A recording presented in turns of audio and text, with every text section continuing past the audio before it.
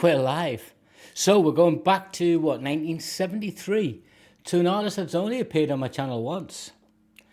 I'm pretty sure it's only once, with Rocket Man. But he could be on a dozen times, no problem.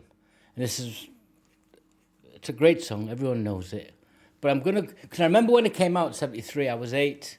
And I remember from 73 onwards, looking back, that he was just all over the radio.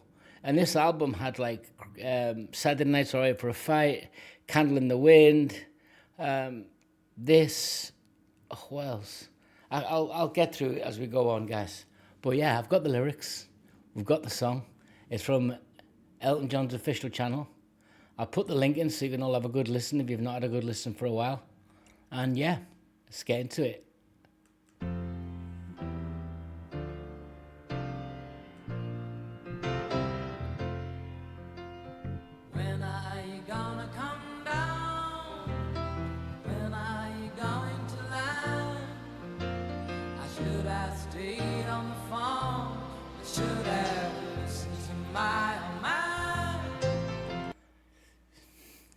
So you can just hear the beautiful piano, the beautiful music. And they tried to do this album in Jamaica. There's a whole backstory there, but there was a big fight on. The Rolling Stones had done Goat's Head Soup there. Elton John wanted to go there. But yeah, that's kind of one of the backstories to the album being made. But you just listen to it. And what I like also about when I go and check the song, the credits, you'll see, although everybody knows that's ever done any listening to any kind of music or review or research or anything, that Bernie was the lyrics, mostly in the early days, and Elton was the music. But they're all joint credited, which is just great. You know, songwriting credits that I can say are shared, and the whole thing's shared. So yeah, it's only sold I think 200 odd million albums, whatever, a ridiculous amount. Just unbelievable. And I remember in the 80s, mid-70s, late 70s, I think, he was chairman of Watford Football Club, soccer club, for my American friends. And that he's just passionate about that as well. So nothing other than a working class kid who had a gift, who stayed in love with his football club, got rich, had lots of what you'd call scandals over the years, I suspect. Not that I care. But yeah, but in this opening, well, let's go back to it.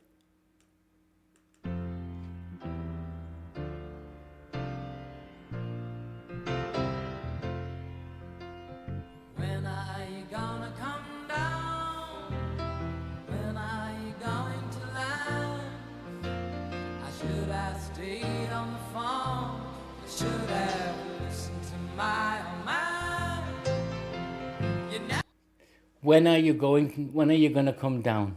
When are you going to land? I should have stayed on the farm. I should have listened to my old man.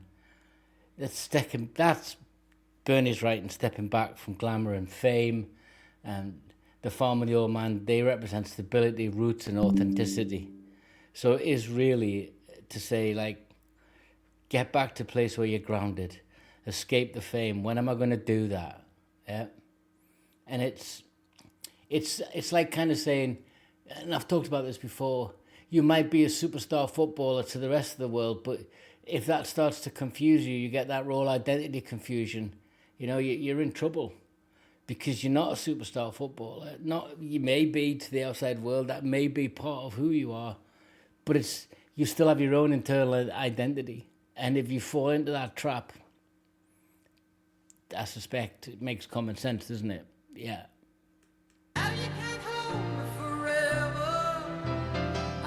Sign up with you. I'm not a present for your friends to open. This boy's too young to be singing the blues.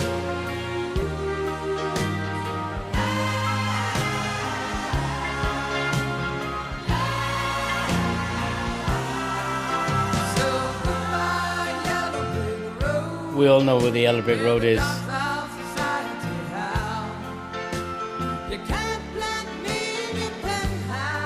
I'm going back to my clown. So there's a resignation that you're not going to trap me in my penthouse. I'm going back. And it's that abandonment of all that glitters isn't gold, I guess you could say. And you can hear there's a longing and a pain, an undercurrent of pain in the vocals. And then that almost bluesy pop sound. Yeah, it's really, really, it's a straightforward song. You don't have to think about it too much, but you have to think about this album. It was a phenomenal album. You know, it's in the Hall of Fame, but so many classic songs have evolved from it. And the catapult of fame to even greater heights. You know, he later did Casey and the Sunshine Band, big hit in the UK as well. He's just been a phenom all his life. But if you look back at this, I wonder what he'd say to you. I wonder what he'd say in the quiet hours of the night about this song. Yeah. I know he's happily married and stuff now. That's cool. And I think he's on the last leg of a 50-year tour. I'm not. But I'm just having a little bit of fun with myself there, guys. Back to the howling old island woods, hunting a hornet-like toad. Oh, I found the side of my future lies beyond the yellow brick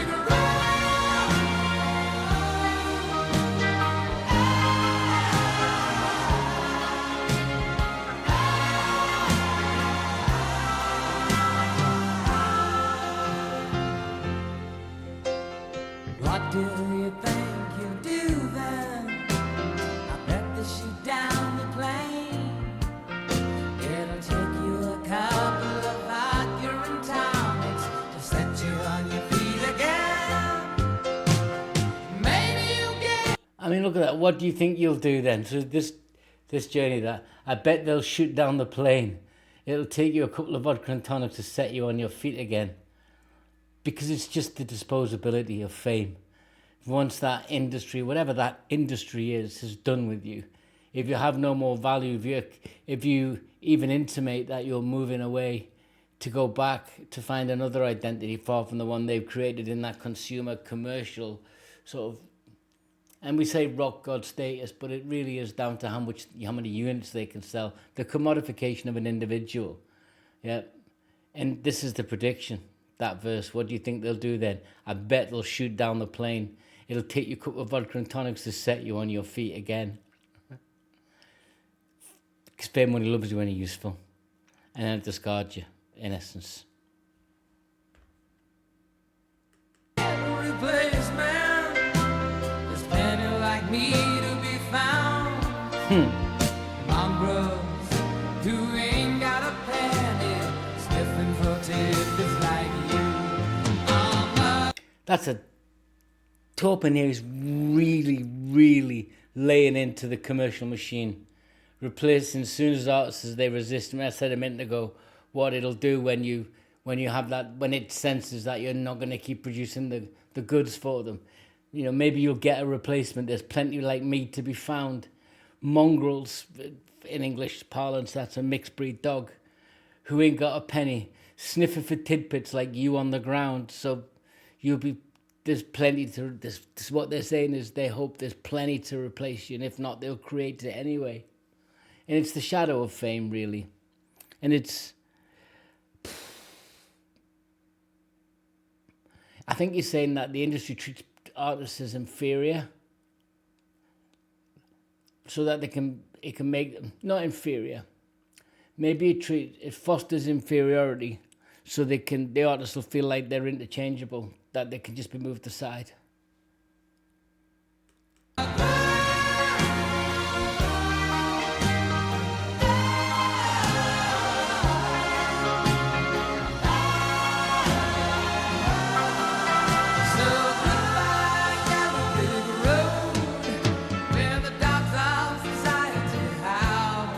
I mean, even the Queens of the Stone Age have covered this.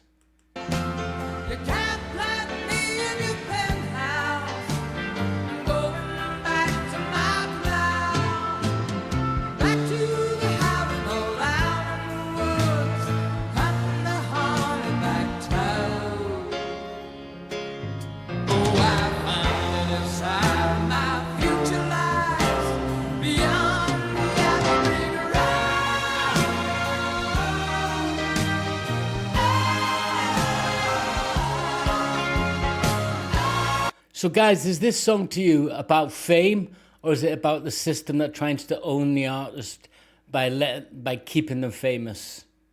I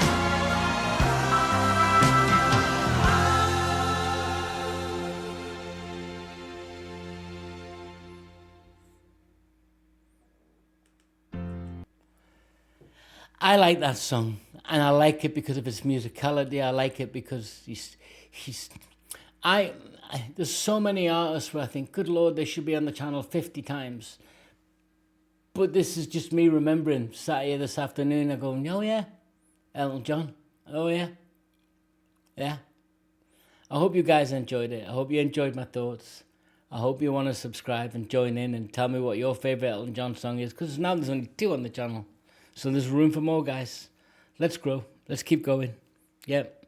It's what I enjoy the most, not getting subscribers. Who get subscribers says, I've subscribed, Alan.